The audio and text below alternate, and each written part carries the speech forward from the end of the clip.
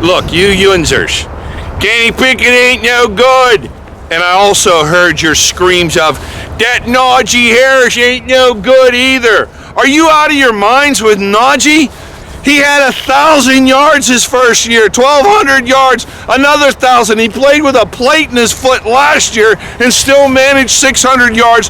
And on top of that, his offensive coordinator was trying to run him to the outside like Walter Payton. So shut up, you YINZERS, about Kenny and Najee stinking. I'm done. I'm out of here. Goodbye. All right, all you YINZERS, you out there, Kenny Pickett ain't no good. He needs to go playing Canada football. How'd you like them apples against the Cincinnati Kitty Cats yesterday?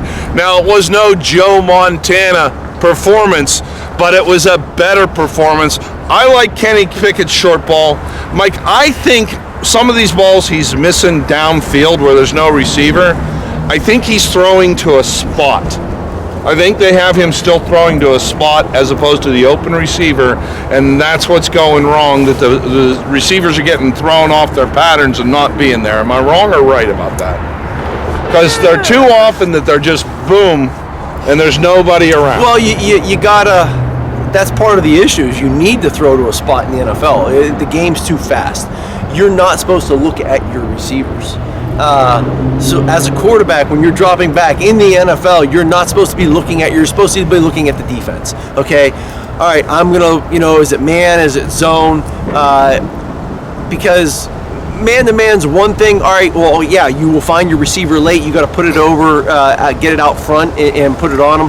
However, when it's zone, and you got to get your eyes to that area. You got to find the Mike, the Sam, the Will, the plugger, the strong safety. Is it Robber? Who's the free guy in man coverage? You have to find that. Because here's the thing, if I just scan my receiver and I'm just following with my eyes, well, the safety, the free guy is going to follow my eyes and pick me blind. So you have to be able to look off, and you have to trust your receivers to be in a certain spot.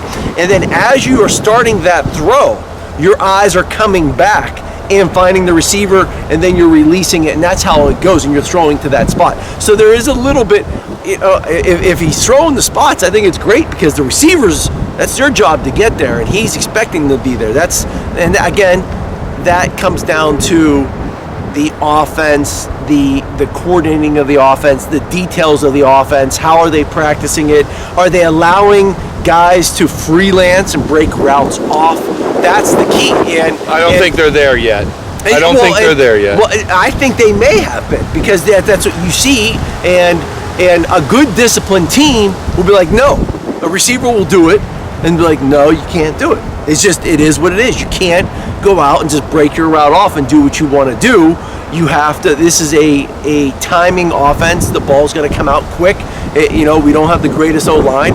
You got play action, so you got to get to that spot. You just can't all of a sudden be like, well, I'm supposed to run a go route, but the post is open. Yeah, so right. No, you have to. It comes down to coaching, the details, and making sure that everyone's on the same page. The one thing the Stil'rs did this past week that I thought was great was, you heard them, the meetings, they didn't separate as much. They didn't break down into position meetings. They kept the offensive group as a whole to eliminate the middleman in the communication, and I think that's huge. Well, there was no communications. We're starting to hear, things are coming out of the locker room that Matt Canada took no input from players or his assistant coaches in creating the game plan.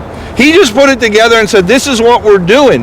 Mike, that is a recipe for, the catastrophe we've seen the last several years, being ranked 28th in the league, 30th in the league in all statistical categories.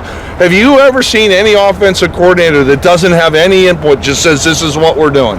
Have you ever seen it? I'll wait for the answer. I'm sure there is. I'm sure there's situations where guys... Yeah, there was, right here in Pittsburgh, where we didn't get 400 yards for the last 300 years. What I like about the Cincinnati, what we heard was that Sullivan and everybody else on the offense this week got together and said, guys, let's talk about what we do right, what you think you could do right.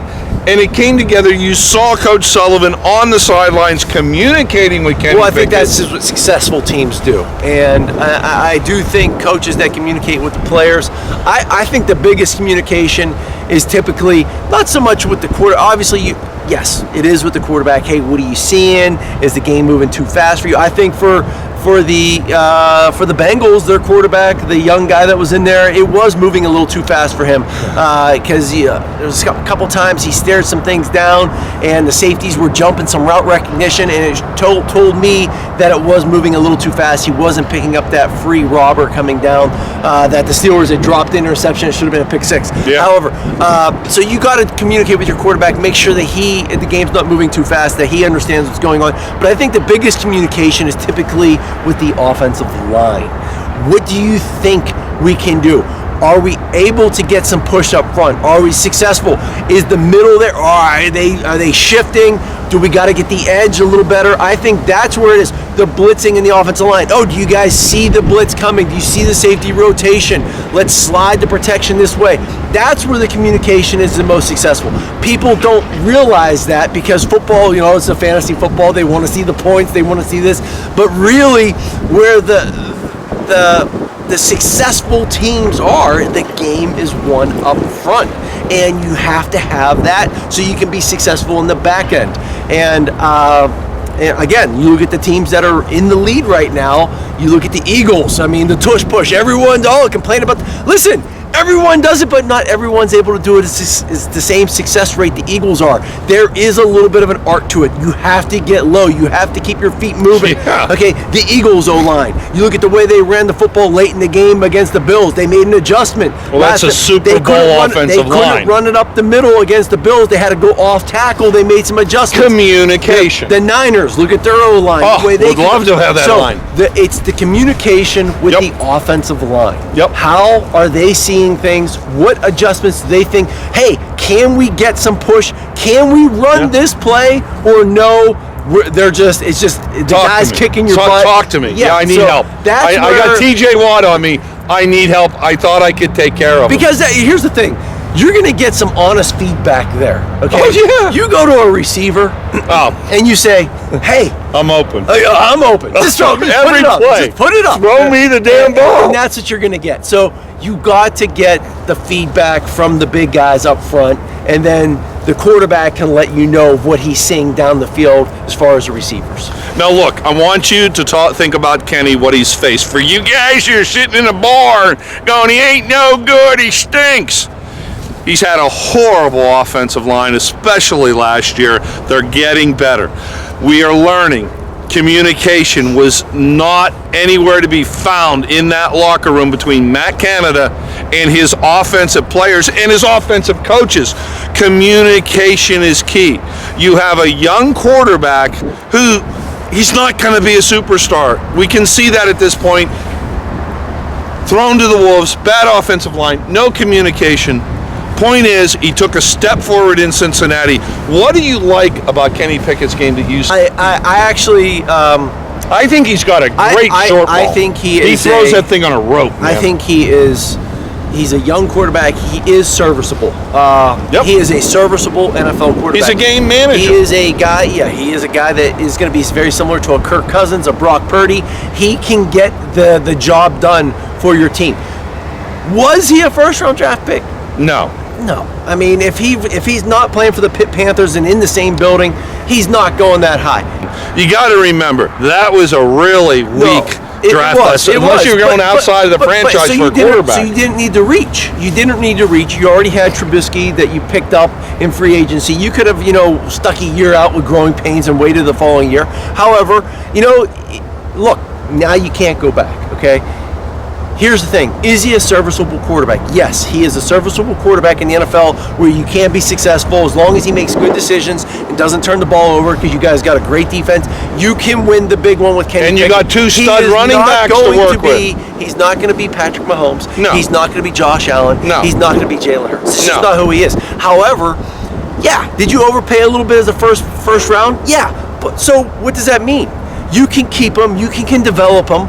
And he's not going to get the big payday that those guys are getting. Yeah, he'll get paid, but not the big payday. So you'll make it up on the second contract where you won't have to overpay if he was some stud. Okay, so you can keep the thing is you might have reached out a little bit in the draft, but in the back end you're going to be able to save some money on his second contract. You're going to be able to get some other players to help him out. You're going to keep your defense, the solid defense that the Steelers have for years to come. So he is a serviceable quarterback. So he can definitely lead your team to the Super Bowl. He can definitely win a Super Bowl because now you can afford to go get those other pieces. Once that second contract comes, just don't overpay. Does he have more skill right now than Peyton Manning did when he won his Super Bowl when his neck was broken? He could only throw the ball like this. I would say yes.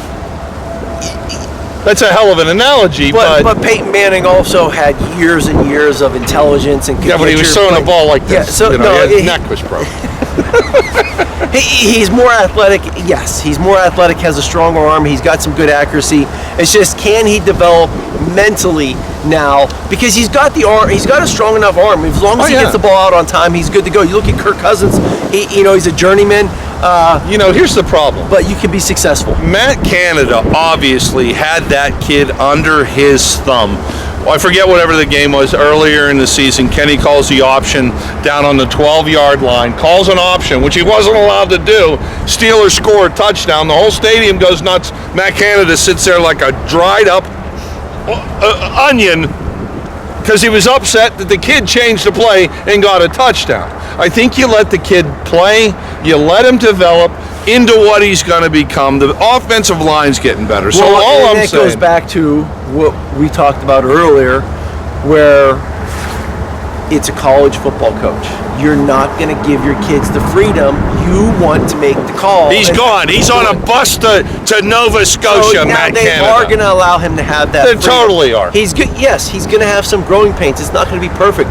But again, I think you get a good barometer of what he could potentially be, and I think it would be a mistake to go out and cut him loose and try to go find someone else next year. I think he is serviceable. No. And I think he can get you to the playoffs and potentially to a Super Bowl. I really do. It's just, time will tell. This is how he develops as the mental aspect of the game.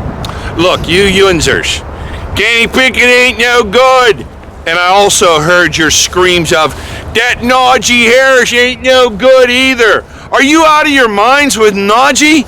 He had 1,000 yards his first year, 1,200 yards, another 1,000. He played with a plate in his foot last year and still managed 600 yards. And on top of that, his offensive coordinator was trying to run him to the outside like Walter Payton. So shut up, you YINZERS, about Kenny and Najee stinking. I'm done. I'm out of here. Goodbye.